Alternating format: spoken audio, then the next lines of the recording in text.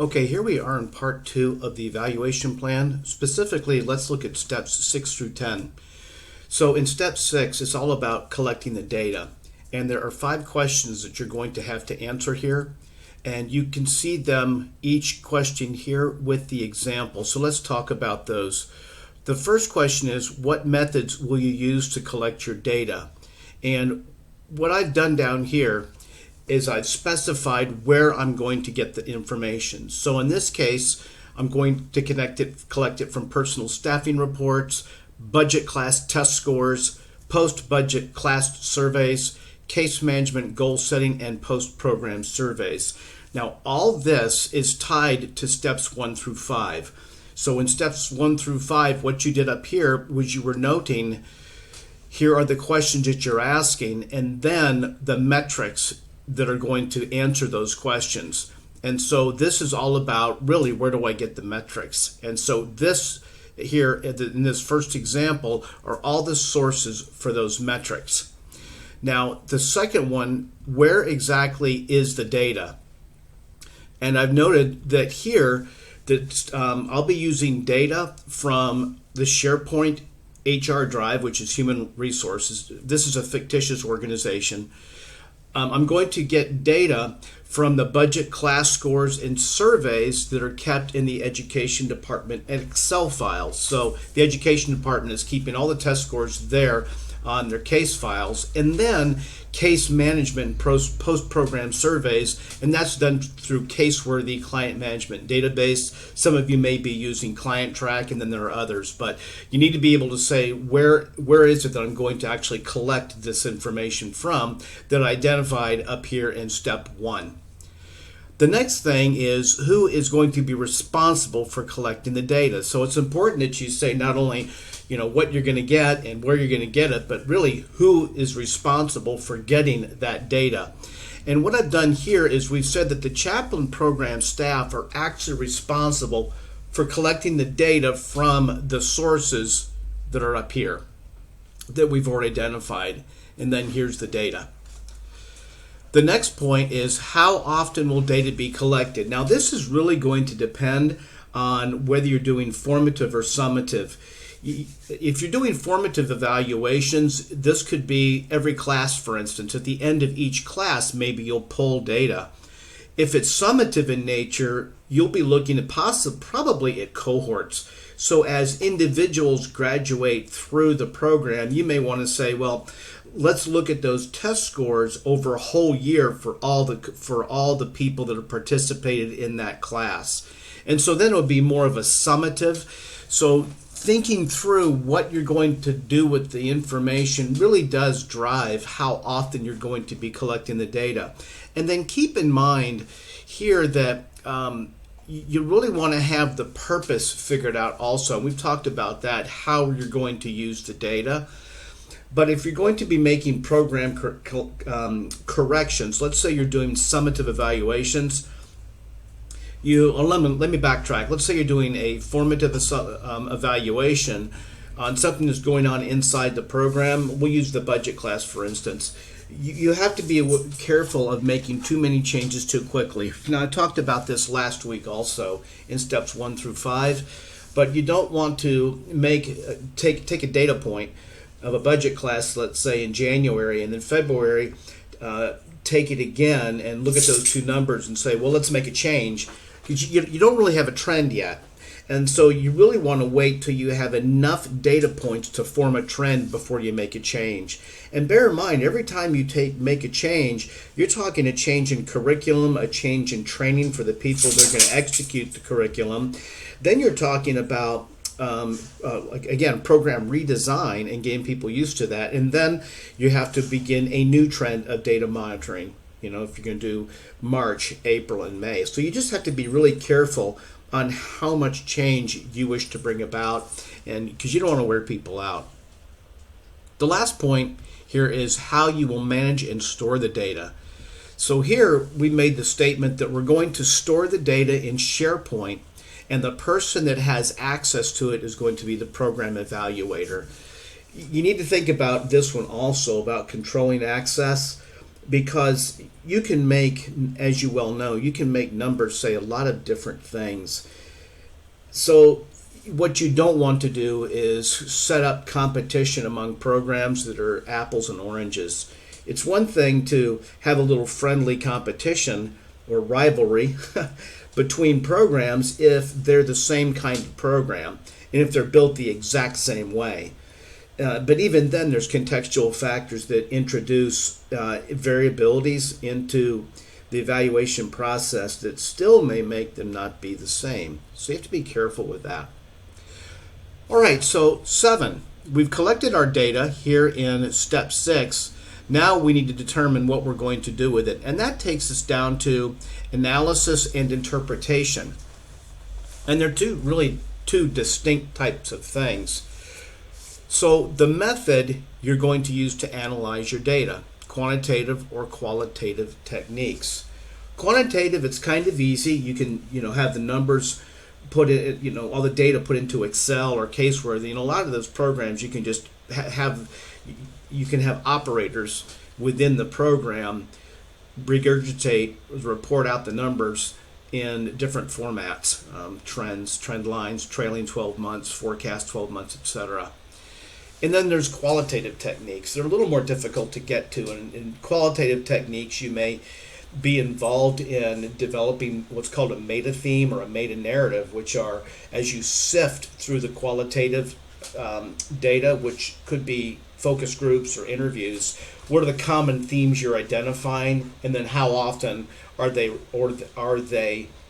discussed? And if you have several themes that are discussed quite frequently, well, that you're able to at least talk about that from a quantitative standpoint. Even 7 to 10 people mentioned that this was an issue. For instance, like in the budget class, when you do like a focus group, you could say 7 to 10 people stated that the quality of the computers was not up to speed, or that the computers operated slowly.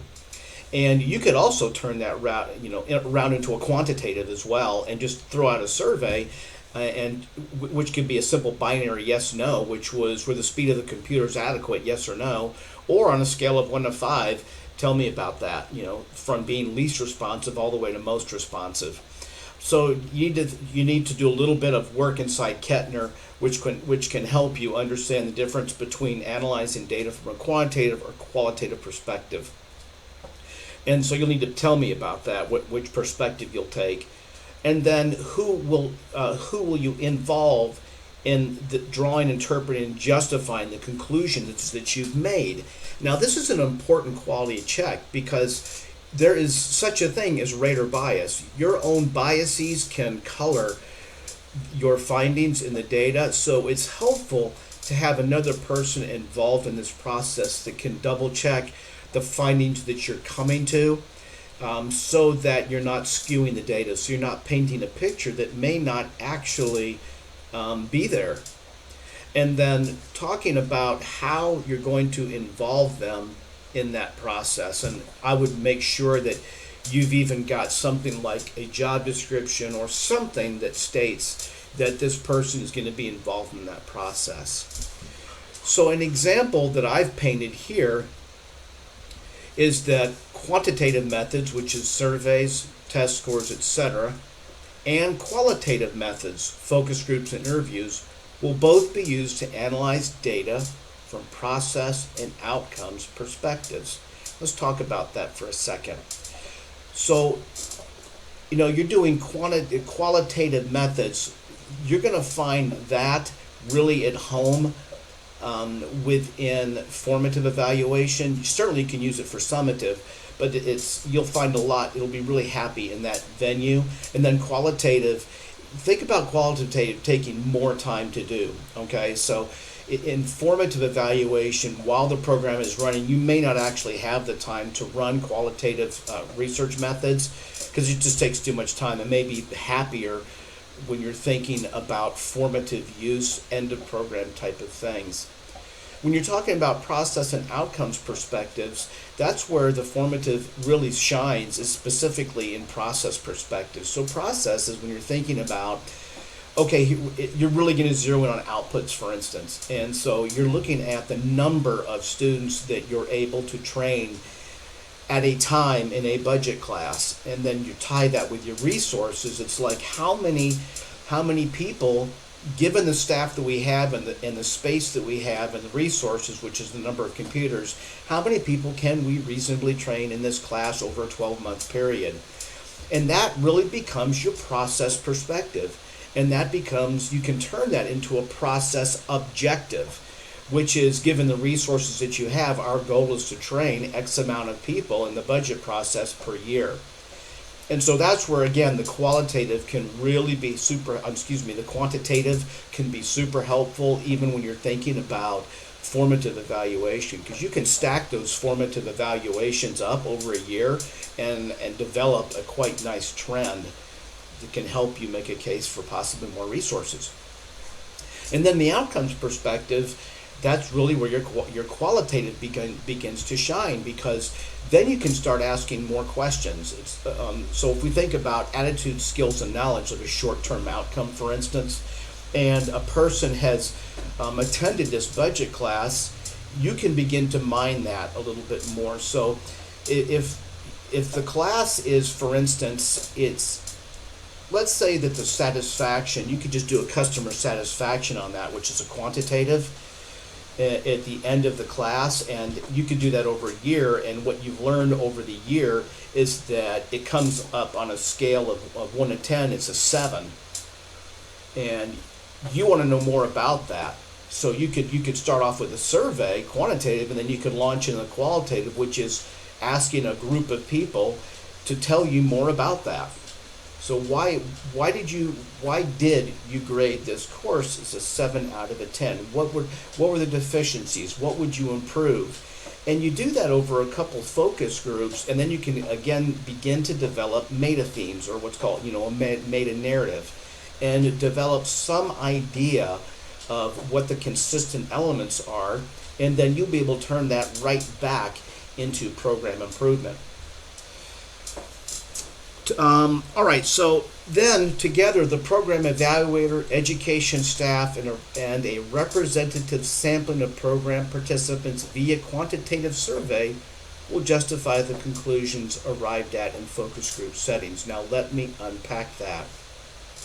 So we've got these stakeholders, the evaluator, the education staff, and the participants. And when we talk about a representative sampling of program participants, here's where that really begins to be of use to you.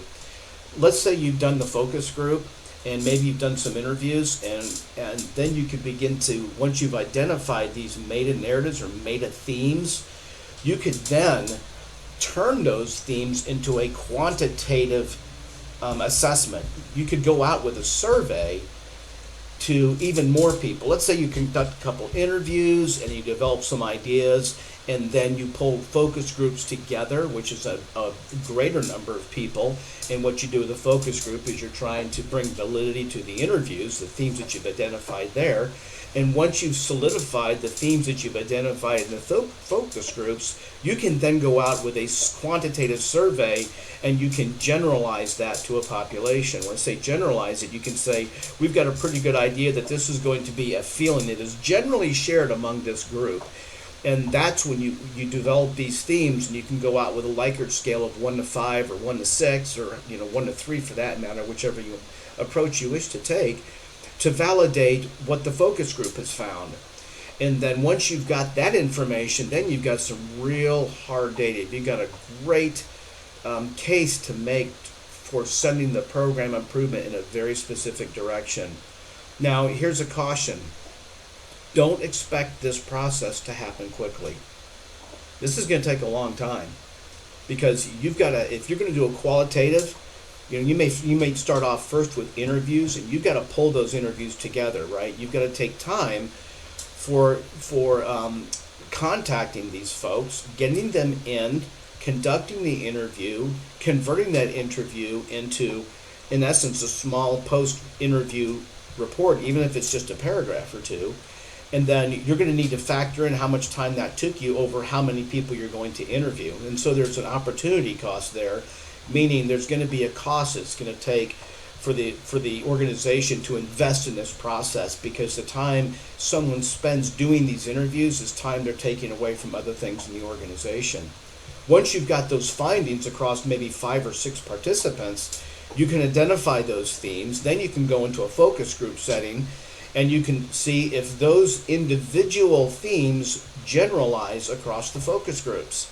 And then once you've got, and now you start thinking about the focus groups. You're going to have to go out there, get invitations. You're going to have to bring them together.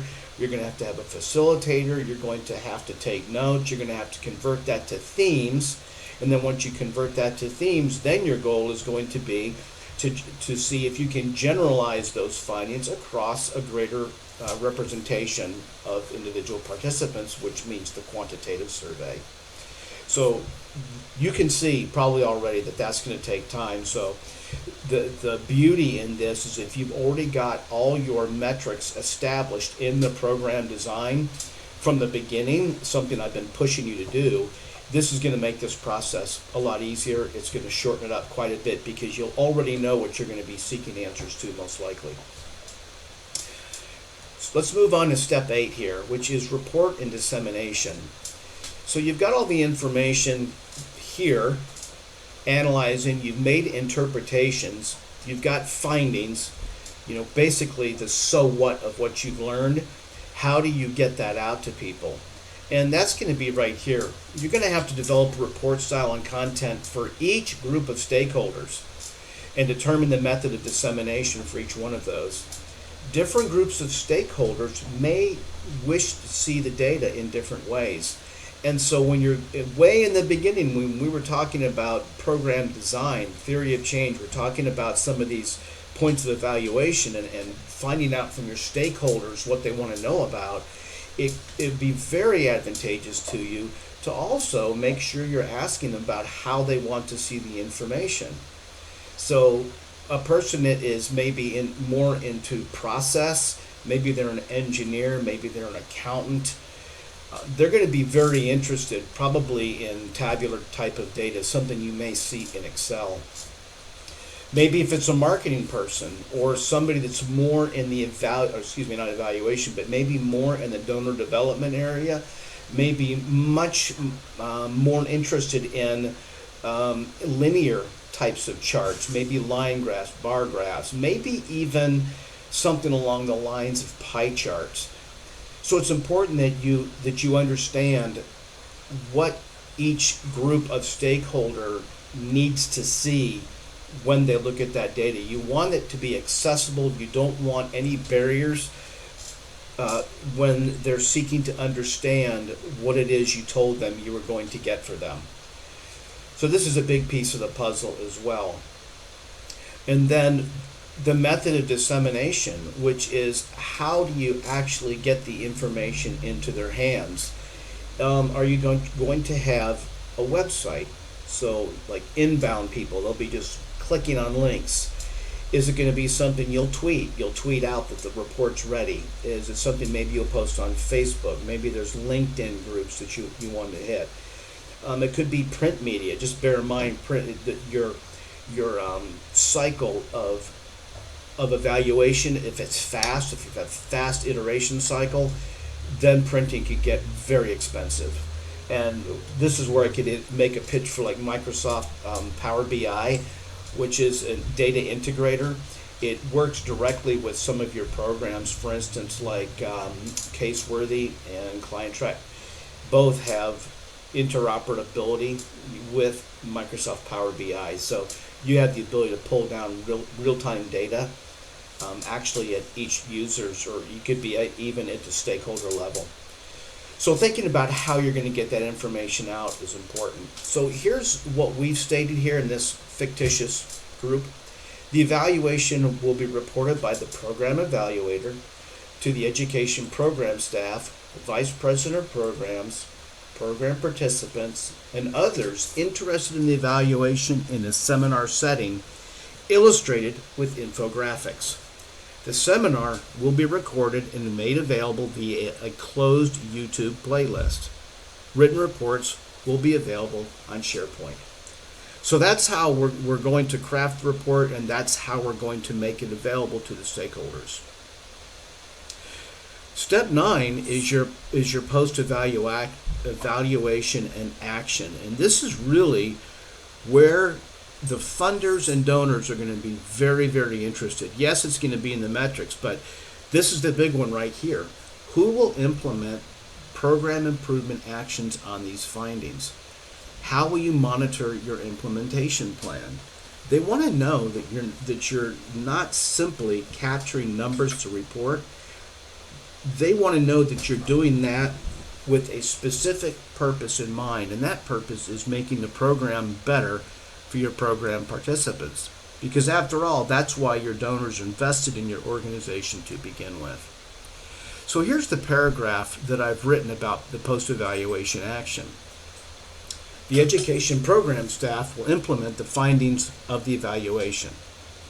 Specifically, they will involve their stakeholders in an iterative, analyze, design, development process to implement the findings of the report. And here's what I mean by that.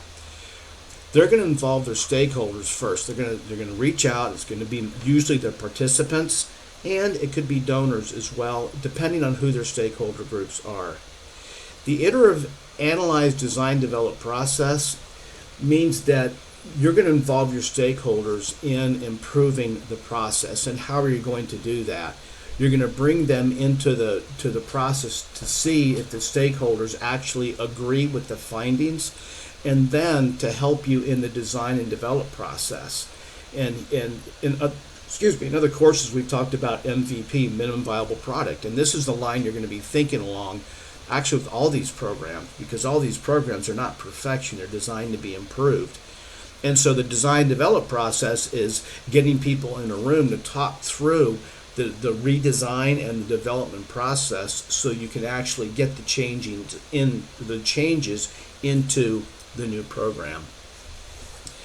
The program evaluator will provide technical assistance, and the VP of programs will monitor the implementation progress. Progress will be monitored by spot checking, post-budget class test results, short-term and medium-term outcome surveys every 6 months. So you can see the pieces that I've put into this. You know, who's going to be doing it, and then here, any assistance, like you could just pull that out like this, right? You could do something like that, and then how you're going to actually monitor the progress. You could convert that right here into, let's say, 3 bullet statements. Those will be the components. And then when you're done, you can just shrink those back into a paragraph. The last thing is the most simple thing, plan timeline. So the question is when will evaluation activities occur? And here, the evaluation process will begin on 1 October and will finish by 31 October. And I got to tell you, 3 months is going to be pushing it. So it's really important that you've got a solid plan in place, even down to how you're going to contact people. Now, this is where your class and project management is going to be super helpful, because you could take this entire evaluation plan document and drop it into your project management class format, and then you'll have something live to work with. And that's what I would do before I ever even execute it. I would take this, drop it into that format, so you can work right through it. Everybody's already up to speed on it, and you can monitor it very closely. Okay, that's it. You have gotten steps 1 through 5 last week, and this week we discussed steps 6 through 10 of the evaluation plan template. If you have any questions, feel free to reach out, and I'll do my best to get back to you as soon as possible with the answer. Thanks.